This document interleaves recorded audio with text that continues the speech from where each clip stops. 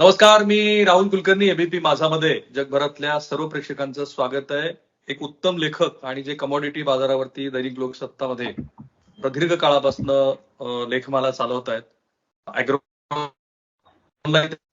लेखमाला असते, असे श्रीकांत कोळेकर सध्या आपल्या स्क्रीनवरती आहेत.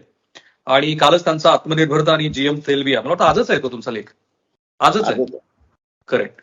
तर तो लेख मी वाचला. पण मुख्यत्वे आज जी महाराष्ट्रातली एक महत्वाची बाजारपेठ म्हणजे लातूर, त्या लातूर बाजारपेठेमध्ये 9,000 क्विंटल सोयाबीनची आवक झाली. परवाच्या दिवशी पण अशी बातमी आली कोळेकरजी की हमी भावापेक्षा 100 रुपये कमी दरानं शेतकऱ्यांना ते विकावं लागलं. आज 200 रुपये कमी दरानं लोकांना विकावं लागतंय. तो अगदी विस्तृतपणे मला हे समजून घ्यायचं आहे. नंतर पॉलिसी मॅटरवरती आपण बोलू की हे असं का घडतंय की हमी भावापेक्षा सोयाबीनचा दर हा कमी आहे. बरोबर आहे. म्हणजे तुम्ही म्हटलं त्याप्रमाणे की हमी भावाच्या जवळ भाव बरेच दिवस येऊन थांबला होता, परंतु गेल्या 5-6 दिवसात किंवा 8 दिवसात आपण बघितलं हमी भावाच्या खाली, म्हणजे वेगवेगळ्या मार्केटमध्ये बघायचं तर हमी भाव 4,600 असेल तर 4,200 पर्यंत देखील आलेला आपण बघितलंय. याचं मुख्य कारण हे म्हणजे आपल्याला माहिती आहे की आज आपलं मार्केट हे फक्त भारतीय मार्केट राहिलेलं नाही, ग्लोबल मार्केट झालेलं आहे. आणि विशेष करून सोयाबीन ही एक ग्लोबल कमॉडिटी आहे. या आत्ताचा जो मोठी घसरण आली आहे सोयाबीनच्या भावामध्ये, त्याला मुख्यत्वे करून ग्लोबल फॅक्टर्सच जास्त जबाबदार आहेत. आणि अर्थात त्याला सपोर्टिंग लोकल फॅक्टर निर्माण झालेत. तर ग्लोबल फॅक्टर म्हणजे काय आहेत, तर आपण बघितलं असेल की मागील 3 वर्षात जेव्हा सोयाबीन आपण 10,000ही गेलेलं बघितलं, त्यावेळेची कारणं काय होती की अमेरिका आणि दक्षिण अमेरिका म्हणजे ब्राझील असेल आणि अर्जेंटिना, हे 3 मुख्य देश हे सोयाबीनचे जगातले सर्वात मोठे उत्पादक. परंतु तिकडे दुष्काळ असल्यामुळे सोयाबीनचं उत्पादन मागील 3 वर्ष तिथे खूप कमी झालं होतं, म्हणजे ह्या हंगामाच्या अगोदरचे 3 वर्ष. तर ते सतत उतरत्या बांधणींनी कमी होत गेल्यामुळे असं प्रकार सोयाबीनची एक कुठेतरी मार्केट, टाईट मार्केट म्हणतात तसं झालं होतं. सोयाबीनची उपलब्धता खूप कमी झाली होती त्याच्यातनं. आणि त्या काळात कोविडचा काळ होता, त्याच्यातनं जे काय आपल्याला लॉजिस्टिक्स मध्ये प्रॉब्लेम आले होते, या सगळ्या गोष्टींचा एकत्रित परिणाम म्हणून सोयाबीन खूप वाढलं होतं त्यावेळेला. आणि त्यावेळेला ते आता त्याच्यानंतर परिस्थिती काय बदलली की आपण थोडा हवामानाकडे बघूया की एल्निनो हा जो आपल्याकडे यावर्षी आलाय, त्याच्या 3 वर्ष अगोदर म्हणजे ला निना जो म्हणतात की ला निनामध्ये काय होतं की भारतामध्ये पाऊस खूप जास्त होतो आणि अमेरिका, ब्राझील आणि अर्जेंटिना या 3 ठिकाणी पाऊस खूप कमी होतो. इतरही देशात होतो कमी, पण या 3 देशात आपण सोयाबीन पुरतं बोलतोय. तर त्या काळात त्यांच्याकडे दुष्काळ पडला, त्यामुळे उत्पादन तिकडे खूप कमी झालं. आणि भारतात किती सोयाबीन उत्पादन होतं यापेक्षा आपल्या सुमारे म्हणजे जवळपास आपल्या 25 पट उत्पादन या 3 देशांचं होतं भारताच्या एकूण उत्पादनाच्या. त्यामुळे भाव ठरवण्याच्या बाबतीत जागतिक सोयाबीन आपल्या उत्पादनाला काहीही किंमत नाही. तर तिकडे सोयाबीनचं जेव्हा दुष्काळामुळे शॉर्टेज झालं, त्याच्यामुळे भाव वाढले होते. ते भाव हळूहळू काय झालं की या हंगामात अमेरिकेचंही उत्पादन वाढलं. ते आपल्याबरोबरच साधारणपणे ऑक्टोबरमध्ये बाजारात येऊन गेलं, ऑक्टोबर-नोव्हेंबरमध्ये. परंतु त्याच्याही पेक्षा मोठं ब्राझीलमध्ये, जे आपल्या 12 पट म्हणजे साधारण 150 दशलक्ष टन सोयाबीन, तर तिथे ब्राझीलमध्ये आता सोयाबीनची आवक चालू आहे जोरदार. म्हणजे आता तिथे हार्वेस्टिंग सुरू झालं. त्यामुळे सोयाबीनचा सप्लाय एकदम जगात अचानक मोठ्या प्रमाणात वाढलाय. अचानक नाहीये, हे म्हणजे हळूहळू चाललेलं आहे. सोयाबीन हळूहळू पडलेलं आहे, एकदम पडलं नाहीये. तर सोयाबीन हे 5,000, 5,400, 5,500 वरनं हळूहळू येत आत्ता जो गेल्या 8 दिवसाचा तो मोठा फॉल आला. तर हे जे तिकडचं उत्पादन वाढलंय, त्याच्यामुळे आज जगात सोयाबीनच्या किमती खूप घसरल्या आहेत. म्हणजे 3 वर्षातल्या निच्चांकी पातळीवर सोयाबीन अमेरिकेतल्या सीबॉटवर आलेला आहे. त्याच्याबरोबर सोयाबीनमध्ये मुख्य सोया तेलापेक्षा सोया पेंड भाव ठरवते. सोया पेंडीचा भाव हा गेल्या दीड महिन्यामध्ये जवळजवळ $90 घसरलाय अमेरिकेमध्ये. त्यामुळे त्याचा इथे सोयाची पेंड आपण निर्यात करतो, भारतातला सोयाबीनचा भाव टिकण्यासाठी मुख्य कारण असं सोया पेंडीची निर्यात, ती इतके महिने चांगली होते. पण याच्या पुढच्या काळात जर ती टिकवायची असेल तर सोयाबीनचा भाव कमी व्हायला पाहिजे, तरच सोया पेंड निर्यात आपल्याला ब्राझील आणि अर्जेंटिनाशी आपल्याला कॉम्पिट करता येईल. त्या अनुषंगाने हा भाव इथे पडलाय. म्हणजे मुख्य हेच की सोयाबीनचं जगातलं भाव जो 3 वर्षाच्या निच्चांकावर आला, सोया पेंडीचा भाव $100 पडला. ह्याच्यामुळे जी एक वातावरण निर्माण झालं हे झालं मागणी पुरवठा. पण मागणी पुरवठा याच्याबरोबर भाव ठरवणारी तिसरी गोष्ट असते म्हणजे सेंटिमेंट. हे भाव पडायला लागल्याचे सेंटिमेंट आहे ते पॅनिक झालं. आणि भारतात मोठा प्रॉब्लेम हा पॅनिकचा असतो. आत्ताची जी वेव आली आहे 300-400 रुपये पडणं, ही पॅनिक सेलिंग आलेलं आहे. आणि या पॅनिक सेलिंग मध्ये बरेच जण आपलं अवसान घालवून बसतात आणि विकतात. म्हणजे थोडक्यात शेअर बाजारामध्ये जो स्नोबॉल इफेक्ट म्हणतो आपण तो तसा झालाय असं म्हणायचं तुम्हाला? बऱ्यापैकी तसं म्हणू शकतो आपण. अच्छा, मला थोडा वेगळा प्रश्न विचारायचा आहे, कारण मी आता लोकात फिरतो. लोककल्याणकारी राज्याची ज्या वेळेला कल्पना असते त्यावेळेला लोकांच्या हिताच्या गोष्टी कराव्यात असं म्हटलं जातं. मुख्यत्वे मला जे जाणवतं आहे ते मोदी सरकारवरती शेतकऱ्यांची नाराजी आहे. त्याचं एक कारण असं सांगितलं जातं की गत वर्षी इम्पोर्ट ड्युटी ही 40 ते 45% होती, मात्र यावर्षी इम्पोर्ट ड्युटी ही 5.5% आलेली आहे. सो मोदी सरकारची जी धोरणं आहेत, कारण श्री देवेंद्र फडणवीस हे एक निवेदन घेऊन गेलेले होते 2 महिन्यापूर्वी. त्यांनी आपल्या केंद्रीय मंत्र्यांना ते निवेदन दिलं आणि काहीतरी हस्तक्षेप करा असं वगैरे म्हटलं. सो त्यांनाही माहिती आहे की सरकारची कुठेतरी धोरणं चुकलेली आहेत. तुम्हाला काय वाटतं की सरकारने काय करणं अपेक्षित होतं ते केलेलं नाहीये म्हणून ही स्थिती आहे? निश्चितपणे धोरणं चुकीची, म्हणजे चूक बरोबर हे कसं व्यक्तीच अपेक्षा आहे आता. आणि जसं ज्याचं प्राथमिकता काय आहे, आता आपल्याला माहिती आहे की देशासमोर निवडणुकीचा हंगाम आहे. तर देशासमोर प्राथमिकता ही महागाई कमी करणं. आणि महागाई म्हणजे कसं आहे, महागाई हा एकत्रित महागाई मी म्हणतोय. मी असं नव्हे की सोयाबीन किंवा सोया तेलाची किंमत कमी आहे म्हणजे महागाई कमी झाली, असं नाही. की अन्न महागाई येते तेव्हा हजारो घटक असतात त्याच्यामध्ये. तर एकत्रितपणे बघितलं तर आता महागाई कुठेतरी खूप जास्त वाढलेली आहे. आणि त्याच्यामध्ये मग हा म्हणजे कमॉडिटी मार्केट किंवा महागाई मागणी पुरवठा याच्या पलीकडची ही गोष्ट आहे. आणि मग इथे ही धोरणं ठरवताना प्राथमिकता दिली जाते की शेतकऱ्यांच्या किमती किंवा याच्यापेक्षा महागाई निर्देशांक कसा कंट्रोल येईल. आणि तो कंट्रोल येण्याच्या दृष्टीने तेलाची महागाई होऊ नये. जशी आपल्याला कडधान्यात महागाई झाली आहे, तांदूळात महागाई झाली, गव्हात महागाई झाली, त्यामुळे अन्न महागाई जी आहे, खाद्यपदार्थांची महागाई, तो आपला आता गेल्या महिन्यातला जो निर्देशांक आलाय 5.9 काहीतरी खाद्य महागाई, तो 5 महिन्यातला उच्चांक आहे. तर ह्या निर्देशांकाचा एकंदर अर्थव्यवस्थेवर बराच परिणाम होत असतो. मग रेटिंग एजन्सी जसं काही, तर त्यांना थोडासा सोलेस देण्यासाठी असेल, रिलीफ म्हणण्यासाठी ही महागाई कमी करणं ह्याच्यावर फोकस शिफ्ट झाल्यामुळे ही बाबा ठीक आहे, खाद्यतेलावरची महागाई, खाद्यतेलावरची जी आयात शुल्क आहे ते वाढवण्याची अत्यंत गरज आहे आता. पण ते नाही केले गेले हे निश्चितपणे चुकीचं धोरण आहे. आणि आत्ता इतकी योग्य वेळ आहे की जगामध्ये खाद्यतेलाचा पुरवठा एवढा वाढलाय की पुढील जरी आत्ता ड्युटी वाढवली तर म्हणजे त्यामुळे इथे खाद्यतेलाच्या किमती वाढण्याची बिलकुल शक्यता नाही. महागाई कंट्रोलमध्ये राहील. शिवाय ड्युटी वाढवली तर केंद्राला अतिरिक्त महसूल जो मिळेल त्याच्यातनं तुम्ही एखाद्या शेतीसाठी निधी उपलब्ध होईल, शेतीतल्या कुठल्या तरी गोष्टींसाठी. म्हणजे आत्ता ड्युटी निश्चितपणे वाढवायला हवी आहे. एक छोटंसं उदाहरण देतो की ड्युटी वाढवलेली नाही, पण बजेटमध्ये फक्त सरकारने आपला इरादा स्पष्ट केला की तेलबिया मिशन जे हे आता अनाऊन्स केलं या बजेटमध्ये की भारत आता आत्मनिर्भरता तेलबिया अभियान जे घोषित केलं. केवळ बघा सेंटिमेंट, मी मगाशी म्हटलं मागणी पुरवठ्यापेक्षा सेंटिमेंट कसं बाजारावर होतं, हे केल्यावर फक्त त्याचा ग्लोबल मार्केटवर एवढा परिणाम झाला की त्याच्या पुढच्या 2-4 दिवसात पाम तेलाच्या किमती, कारण भारत पाम तेल मोठ्या प्रमाणात सर्वात 100 लाख टन आपण पाम तेल आयात करतो.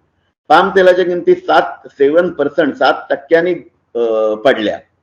कारण का, तर भारत आत्मनिर्भर झालं तर तिकडच्या तेलाला मागणी कमी होईल. म्हणजे हे सेंटिमेंट, म्हणजे आता तर त्याचं आत्मनिर्भर व्हायला अजून काही वर्ष जातील, पण सेंटिमेंट जर एवढं होत असेल तर ड्युटी जर वाढवली आपण तर परदेशातल्या तेलाच्या किमती कमी होतात. त्यामुळे आपल्याला फरक काहीच पडत नाही, पण सरकारला महसूल मिळतो. म्हणून तेल बियांवर म्हणजे खाद्यतेलावर आयात शुल्क वाढवणं ही अत्यंत काळाची गरज आहे. म्हणजे आज किंवा उद्याच वाढवावी एवढी आता परिस्थिती आली आणि भारताला अनुकूल परिस्थिती निर्माण झाली. याचा अर्थ असा की सरकारचे सल्लागार जे आहेत ना ते 1995 साली सुषमा स्वराज यांचं कांद्यावरून जे सरकार पडलं त्या फोबियातनं काही बाहेर यायला तयार नाही. कारण मधल्या काळामध्ये जी मॉनिटरिंग आरबीआय वगैरे करत होती, इन्फ्लेशन 6% आत आणावं वगैरे असं. मला जरा लॉंग टर्म मध्ये तुम्हाला एक प्रश्न विचारायचा, तुम्ही आता ज्या तेलबिया मिशनचा उल्लेख केला आपण क्रूड ऑइल पाठोपाठ तेल बियासाठी खूप मोठ्या प्रमाणामध्ये पैसे खर्च करत असतो. जर अशा पद्धतीनं भाव पडत राहिले आणि शेतकरी जर या सगळ्या पीक पॅटर्न पासून दूर गेला तर त्याचे लॉंग टर्म इफेक्ट जे आहेत ते तर होत राहणार ना. एकेकाळी तुम्ही असं म्हणत असता की तेलबिया मिशन राबवायला पाहिजेत, पण बाजार हस्तांतरण करून तुम्ही ते साध्य पण करत नाहीत, असं नाही वाटत तुम्हाला? मग निश्चितपणे नाही, तेलबिया मिशन हे राबवायलाच पाहिजे. आणि आत्मनिर्भरता तेलबियांमध्ये किंवा खाद्यतेलामध्ये करायची असेल तर अत्यंत कठीण उपाय योजून ते कमीत कमी 15 वर्ष चालवायला लागतील. कारण आता परिस्थिती एवढी हाताबाहेर गेलेली आहे की 65 ते 70% आयात निर्भरता आहे. म्हणजे एक तर आपलं तेल बियांचं उत्पादन हे 2.5 पट करायला लागेल, जे कुठल्याही परिस्थिती शक्य नाही, कारण त्याच्यासाठी 2.5 पट एरिया वाढवायला लागेल. मग एवढं आपल्याकडे उपलब्ध जमीन नसेल, मग आपल्याला कसं उत्पादकता वाढवावी लागेल आणि ती फार मोठ्या प्रमाणात वाढवावी लागेल. मग ती उत्पादकता वाढवायची तर नवीन तंत्रज्ञान म्हणजे तुम्ही चांगलं बियाणं द्याल, चांगल्या ऍग्रिकल्चरल प्रॅक्टिसेस कराल, त्यांनी किती होणार? 10% वाढेल, 15% वाढेल. पण तुम्हाला आज 125 ते 150% तेलबिया उत्पादन वाढवायला हवं असेल तर या गोष्टी तर लागणारच आहेत. पण त्याच्याबरोबर एक काहीतरी मोठा एक क्रांतिकारी निर्णय घेतला पाहिजे, जे तुम्ही मगाशी म्हटलं आजच्या लोकसत्ताच्या लेखामध्ये जे आहे ते, की त्याच्यामध्ये जीएम ते म्हणजे जेनेटिकली मॉडिफाईड जनुकीय बदल केलेलं बियाणं हे वापरण्याची गरज आहे. आणि तरच आपलं, आणि त्याच्यातनं काय लगेच आपण आत्मनिर्भर होणार नाहीये. जरी जनुकीय बदल केलेलं बियाणं वापरलं आणि तेवढं सोयाबीन बरोबरच मोहरीमध्ये जरी वापरलं तरी आपण त्याची आयात निर्भरता ही फार तर 65%वरनं 35%वर आणू शकू. म्हणजे फार मोठ्या प्रमाणात आपलं परकीय चलन वाचेल. जे आज 1,40,000 रुपयाचं आपण 1,40,000 कोटी रुपयाचं आयात करतोय तेल, ते 70,000 कोटीवर येऊ आपण. फार तर 70,000 कोटी जाणारच आहे, पण 70,000 कोटी वाचतील. तर अशा प्रकारचे धोरणं म्हणजे तेलबिया उत्पादन वाढवायला काहीतरी ड्रास्टिक असं काहीतरी क्रांतिकारी निर्णय घेण्याची गरज आहे. सो 12 मिनिटाच्या आपल्या चर्चेमध्ये पहिल्या टप्प्यात तुम्ही परदेशी म्हणजे आंतरराष्ट्रीय पातळीवरती ज्या घडामोडी घडतायत त्याचा कसा बाजार व्यवस्थेवरती परिणाम होतोय सोयाबीनच्या, ते सांगितलं. पण मुख्यत्वे जे लोकांच्या मनात आहे तेच तुमच्याही मनात आहे की मोदी सरकारचं जे धोरण आहे त्या धोरणात सातत्य नाहीये आणि जो एक प्रकारचा फोबिया बसलेला आहे की राजकीय परिणाम याचे येणाऱ्या लोकसभा निवडणुकीवरती होतील, मग शेतकरी जो की संघटित नाहीये तो मेला तरी चालेल, बरोबर? नाही, मेला नाही चालेल असं त्यांचं निश्चित. म्हणजे कुठलाही म्हणजे आपण समजा सरकारच्या शूज मध्ये आपण त्याच्या चपलांमध्ये गेलो असं म्हटलं तर आपण तिथे बसताना आपल्याला एक वेगळा विचार असतो. म्हणजे हे मी हॉलिस्टिक व्ह्यू सांगतोय की आपल्याला कसं असतं की तुम्ही अख्खा देश तुमच्या समोर येतो, त्या देशातले 100 सेक्टर येतात. शेतकरी हा एक झाला आणि शेतकऱ्यांमध्ये कांदा वेगळा झाला, सोयाबीन वेगळा झाला. त्यांना कुठे बघायचं असतं की त्यांना एकंदरीत सगळा इम्पॅक्ट आहे तो बघायचा आहे की एक निर्णय घेतला तर त्याच्यामुळे दुखावणारी लोक किती आहेत, सुखावणारी लोक किती आहेत, आणि सरकारी ट्रेजरी ही तिसरी गोष्ट. तर म्हणजे एक उदाहरण देतो की एखादा शेतीमधला जो साधारण शेतकरी विरोधी आपण म्हणतो असा एखादा निर्णय असतो, त्याचा देशाच्या एकंदर तिजोरीवर इम्पॅक्ट असतो हा 3-4 हजार कोटी रुपयांचा असतो. म्हणजे 3-4 हजार कोटी रुपयांनी ते शेतकऱ्यांचा इन्कम कमी येणं असतो. पण त्याच्या बदल्यात ते आंतरराष्ट्रीय बाजारातनं एक 10% डिस्काउंट मध्ये जर हे खनिज तेल घेणार असतील, क्रूड ऑइल, तर तिथे तुम्हाला 50,000 कोटीचं सेव्हिंग देश म्हणून होत असतं किंवा 70,000 कोटींचं सेव्हिंग देश म्हणून होत असतं. मी परत म्हणतो की देश म्हणून, मी हा शेतकरी किंवा याचा प्रश्न नाहीये. तर सरकारी निर्णय घेताना बरेच आणखी फॅक्टर्स त्याच्यामध्ये असतात, असे घटक असतात की ज्यांना त्यांना देश म्हणून बघायला लागतं. आणि अर्थात हे सगळं हे 100% उत्तर नाहीये, पण हा कुठेतरी हॉलिस्टिक व्ह्यू घेताना, आणि आपण हे अनुभवलंय की आपण काही गोष्टी त्याग केला ज्या शेतकऱ्यांच्या विरोधात गेल्या असतील, पण त्या बदल्यात आपण 1.5 लाख 1 लाखभर कोटी रुपये आपण जर खनिज तेलाच्या आयातीत वाचवले असतील गेल्या वर्षभरात, तर आपण विचार करा की ते इतर देशांच्या तुलनेत, हा परत तुलनात्मक अभ्यास आहे, पेट्रोल डिझेलच्या आणि गॅसच्या किमती आपल्याकडे खूप, आपण म्हणतो की त्या कमी, पण इतर देशांच्या तुलनेत या पॉलिसीमध्ये, या ड्युटी स्ट्रक्चरमध्ये आपल्या किमती खूप कंट्रोलमध्ये राहिल्या आहेत. नाही, त्याचं मुख्य कारण रशिया बरोबर आपल्याला असलेले संबंध आणि अमेरिकेने दिलेली आपल्याला ढील. पण मला तिजोरीचा विचार करता, कारण शेतकऱ्यांच्या मनातला हा प्रश्न आहे म्हणून मी विचारतो. मध्य प्रदेश सरकारनं जशा पद्धतीनं बाजार हस्तांतराची गोष्ट केली तशी देश पातळीवरती सोयाबीन म्हणून काही बाजार हस्तांतर सरकारला करणं शक्य होतं का? 200 रुपये अनुदान देणं, 1000 रुपये अनुदान देणं, पूर्ण बाजारपेठेचा विचार करून मला सांगा. नाही, बाजार हस्तांतरण ते जो मार्केट प्राइस आणि एमएसपी यातला डिफरन्स देणं हे सोल्युशन होऊ शकत नाही, कारण हे आपण 5 वर्षापूर्वी केलं होतं. त्यावेळेला सोयाबीन ही स्कीम आली की सोयाबीन 2400 वर घसरलं होतं त्यावेळेला, आणि ज्या क्षणी स्कीम बंद झाली त्याच्यानंतर 3200 वर गेलं होतं का 3000 वर गेलं होतं. हे 600 रुपये व्यापाऱ्यांकडे गेले. आणि त्यावेळेला मला चांगलं माहितीये, पत्रकार म्हणून मी अनुभवलंय ते. त्यावेळेला एका कंपनीने मध्य प्रदेशमधल्या एवढी मोठी पार्टी केली की महिन्याभरात या योजनेमधनं त्यांना मिळालेला जो मलिदा होता तो एवढा मोठा होता की त्यांनी आपल्या संपूर्ण मोठी पार्टी केली, जंगी पार्टी दिली. आपल्या स्टाफला गाडी किंवा काही जणांना घरं अशी मोठी गिफ्ट दिल्या त्याच्यात, असं मी ऐकलं. मग गाडी दिली असेल का घरं दिलं हे म्हणायचं नाही मला, याच्यातनं सांगायचं काय, त्यांनी कुठली गिफ्ट नाही. पण त्या काळामध्ये मध्य प्रदेशमध्ये प्रचंड मोठ्या संख्येने प्रचंड मोठी नफेखोरी व्यापाऱ्यांनी केली. शेतकऱ्यांना मिळाला एमएसपी. आता डिजिटल क्रांती एवढी झाली आहे तरी सुद्धा तुम्हाला ही भीती वाटते असं होईल? कुठल्याही स्कीम करण्यापेक्षा सोयाबीनचा जर भाव वाढायला हवा असेल तर तुम्हाला या क्षणी मागणी पुरवठा हे गणित तुम्हाला संपूर्ण नाकारता येणार नाही. या क्षणी निश्चितपणे सोयाबीनचा भाव तुम्ही एमएसपीच्या फार वर नेऊ शकणार नाही.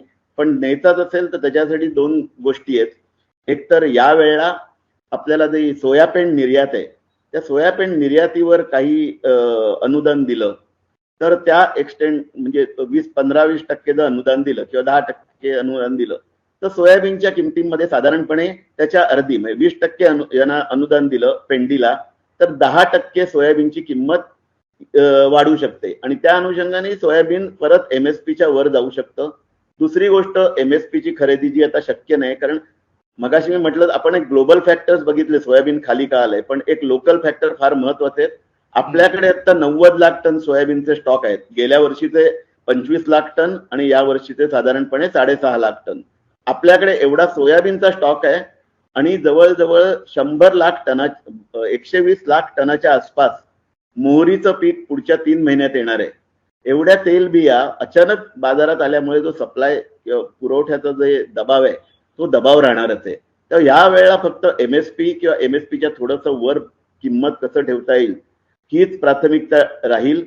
परंतु लॉंग टर्मच्या दृष्टीने म्हणजे मी हे निश्चितपणे छातीठोकपणे सांगू शकतो की आपण थोडंसं एक मनोरंजनात्मक करूया हे की आपण जब वी मेट पिक्चर बघितला होता. जब वी मेट त्याच्यामध्ये जो हिरो असतो त्याची कंपनी डबघाईला बुडलेली असते पूर्ण आणि सगळं वाईट झालेलं असतं. तेव्हा तो बोर्ड मिटिंग घेतो. त्या बोर्ड मिटिंग मध्ये काय सांगतो की या कंपनीचं काहीच राहिलं नाही, वाईट जेवढं व्हायचं ते सगळं वाईट होऊन गेलेलं आहे.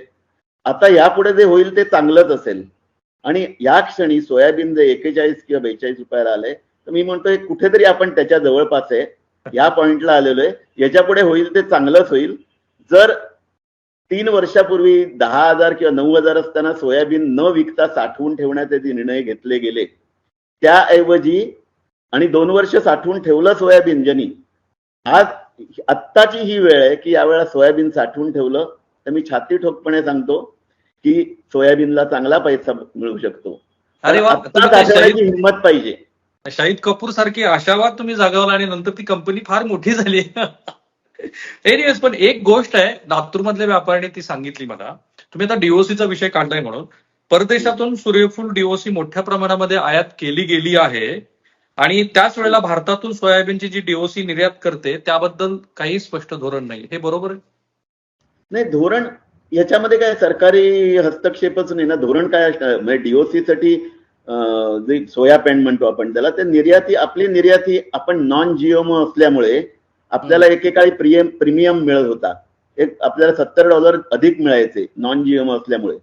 आणि आपल्याला मुख्य मार्केट कुठलं आहे ते अतिपूर्वेकडे किंवा पूर्वेकडे म्हणजे आशियाई देश, कारण त्यांना आपलं लॉजिस्टिक ऍडव्हान्टेज आहे. आपण 15 दिवसात आपला माल त्यांच्याकडे पोहोचतो आणि शिवाय नॉन जीएमओ. परंतु आता परिस्थिती अशी आहे की जे सीबॉटवरचा जो जीएमओ असलेलं सोया मिल हे $360 पर्यंत पडलंय. मग आपला त्या हिशोबाने पडतं आणि त्यामुळे सोया पेंडीची जी निर्यात आहे ती जर आपल्याला टिकवायची असेल तर आपल्याला कुठेतरी आपल्या किमती कमी करायला लागतील आणि आपली किंमत सोया म्हणजे याच्यासाठी सरकारी धोरण फक्त एवढंच येऊ शकतं की एक अनुदान देणं निर्यातदारांना, या शेतकऱ्यांना येऊ आणि तो सूर्यफुलाचा जो विषय मला लातूरचे व्यापारी सांगतायत तो सूर्यफुलाच्या पेंडीच्या आयातीबद्दल अशी कुठली खात्रीलायक माहिती निदान माझ्याकडे तरी नाही आलेली आहे आणि डीजीएफटीच्या सरकारी याच्यामध्ये मी तसं अगदी लेटेस्ट चेक नाही केलंय, पण त्याच्यामुळे हा फरक झालाय असं मला वाटत नाही. फाईन. शेवटचा प्रश्न विचारतो मी. केंद्र सरकारने आफ्रिकन देशाबरोबर केलेल्या करारानुसार 5 लाख टन सोयाबीन आपल्या देशामध्ये दाखल झालेली आहे असा एक रिपोर्ट आहे माझ्या हातामध्ये.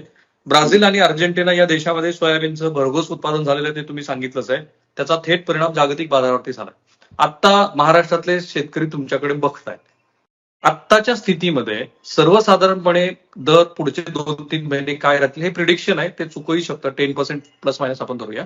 आणि तुम्ही म्हटल्याप्रमाणे जे शेतकरी इन्व्हेंटरी ठेवतील म्हणजे साठवून ठेवतील तर त्यांना भविष्यात त्याचा नफा होईल असं तुम्ही म्हणताय. पण आत्ताची एकूण स्थिती बघता बाजारात दर सोयाबीनचे काय राहतील पुढचे 2-3 महिने? कारण या व्हिडिओवरती बरंच अवलंबन आहे.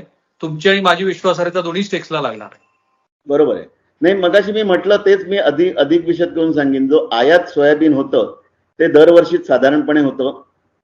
त्या सोयाबीनमध्ये त्याच्याबद्दलच्या आकडेवारीमध्ये बरंच दुमत आहे. आता तुम्ही 5 लाख म्हटलं, पण मला 5 लाख टन सोयाबीन आलंय अशी माहिती माझ्याकडे तरी नाहीये. माझ्या सूत्रांकडनं तरी अशी कुठे 5 लाख टनाची तरी निश्चित नाही.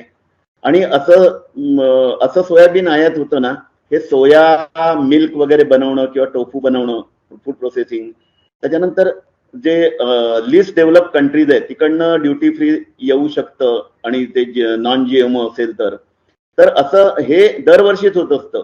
म्हणजे प्रत्येक कमॉडिटीमध्ये हे असं थोडीशी अधिकृत थोडी अनधिकृत आयात वगैरे हे कमी जास्त होत असतं.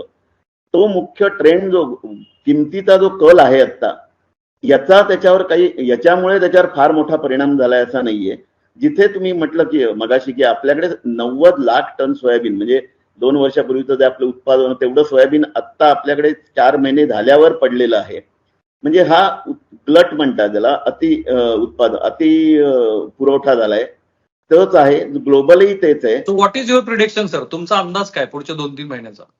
म्हणजे सोयाबीन किमतीच्या बाबतीत म्हणायचं झालं तर आता मी म्हटलं ना, आपण बॉटम जवळ आहे आणि जेव्हा बॉटम जवळ म्हणतो किमतीचा तळ गाठलाय तेव्हा 100 रुपये अजून मागे म्हणजे कदाचित 4000 कधीतरी एखाद दिवशी पॅनिकमध्ये एखाद्या मार्केटमध्ये येईल. बातमी त्याची होते. सरासरी किंमत त्या दिवशीची 4000 नसते, पण 1-2 डील जे 4000ला होतात तेच हायलाईट केले जातात. म्हणजे माध्यमांमध्येही म्हणतो मी, प्रत्यक्ष तसं काही नसतं. त्या 42-43 हाच सरासरी किंमत असते, पण 4000 ची बातमी झाल्यावर सेंटिमेंट अधिक बिघडतं आणि त्याचा शेतकऱ्यांना तोटा होतो. तर ह्या गोष्टींकडे आता थोडंसं माध्यमातलं किंवा हे आधी ते काय या गोष्टींकडे लक्ष देऊन थोडासा एक पेशन्स ठेवला आणि माझ्या मते एक 15 दिवस महिनाभर पेशन्स ठेवला तर तुम्हाला निश्चितपणे सुधारणा दिसेल. आणि जर 3 महिने 6 महिने किंवा म्हणजे मी तर म्हणतो की व्यापाऱ्यांनी वर्षभर म्हणजे स्टॉकिस्ट असतात किंवा व्यापारी यांनी मोठ्या प्रमाणात सोयाबीन घेऊन पुढच्या वर्षाची बेगमी करायला सुरुवात केली असावी असा माझा कयास आहे. अरे वा. हा, आणि असंच असतं, व्यापार असाच असतो. तुम्ही जेव्हा पॅनिक असतं तेव्हा जो बाय करू शकतो आणि होल्ड करू शकतो तोच सिकंदर ठरतो शेवटी. आणि आता ती परिस्थिती म्हणजे जब्बी मेटचं मी उदाहरण त्याच्यासाठीच दिलं की आपण कदाचित म्हणजे परत म्हटलं की 100 शेवटी कमॉडिटी मार्केट आहे ना, हे शेअर मार्केट एवढंच बेभरवशाचं असू शकतं आणि त्याच्यात काही मागणी पुरवठ्याच्या पलीकडचे काही फॅक्टर्स येऊ शकतात, पण आता नाही येणार. आणि माझ्या मते काही चांगल्या गोष्टी आपण याच्या पुढच्या काळात नक्की काय होतील माहित नाही. मग कदाचित सरकार निर्यातीला प्रोत्साहन डिक्लेअर करेल. दुसरी एक गोष्ट होऊ शकतं, मी जे सांगतो तुम्हाला, येत्या खरीप हंगामासाठी सोयाबीनच्या हमी भावामध्ये निदान 300 रुपयाची वाढ, 300 ते 400, मी 5000 धरतोय, पण 4900 तरी होईल. एवढा होईल कारण आता कृषी मूल्य आयोगाने म्हणजे जे मध्य प्रदेशच्या कृषी मूल्य आयोगाने सोयाबीनच्या हमीभावासाठी जे रिकमेंड केलंय ते 4,900 आहे. त्याच्यानंतर राजस्थानमध्ये 6,100च्या आसपास आहे आणि महाराष्ट्राने 6,900 म्हणजे जे उत्पादन खर्चावर आधारित भाव हवेत सांगितले ते, तर याची सरासरी काढली तर 6,000 होते. पण 6,000 करणं शक्य नाही होणार एका याच्यामध्ये. निदान 5,000 जी कन्झर्वेटिव्ह, सर्वात कन्झर्वेटिव्ह टार्गेट म्हणतो, जर 5,000 MSP होणार असेल जूनमध्ये, तर त्याचं भावामध्ये जे डिस्काउंटिंग होतं हे एप्रिलमध्ये, कारण त्याच्या अगोदर बातम्या यायला सुरुवात होतील हमीभाव वाढण्याची शक्यता वगैरे असं जे काय असेल. आणि त्याच्यामध्ये कुठेतरी 5,000चा सोयाबीन जर हमी भाव असेल तर हा सोयाबीन 4,800 वर जाऊ शकतो, 4,700 वर जाऊ शकतो. म्हणजे शेवटी नफा म्हणत नाहीये मी, पण सोयाबीनचे भाव वाढण्यासाठी या दोन गोष्टी, या दोन ट्रिगरची वाट पाहायला हरकत नाही. तर थँक्यू सो मच. मी स्वतः सोयाबीन उत्पादक शेतकरी आहे. माझ्याकडे एक 100 क्विंटलची इन्व्हेंटरी आहे. मी ते साठवून ठेवलेलं आहे. आता मी काय करायला हवं या प्रश्नाची उत्तरं मिळालेलीच आहेत. आणि तुमचा बाजाराचा इतका सखोल अभ्यास आहे की माझ्या मते महाराष्ट्रातल्या प्रेक्षकांना तुम्ही वारंवार अशी संधी दिली पाहिजे की त्यातनं बाजाराचं आकलन त्यांचं उत्तम पद्धतीने होईल. Sir thank you so much. धन्यवाद. थँक्यू. धन्यवाद. Bye bye. Take care. ABP Majha, उघडा डोळे बघा नीट.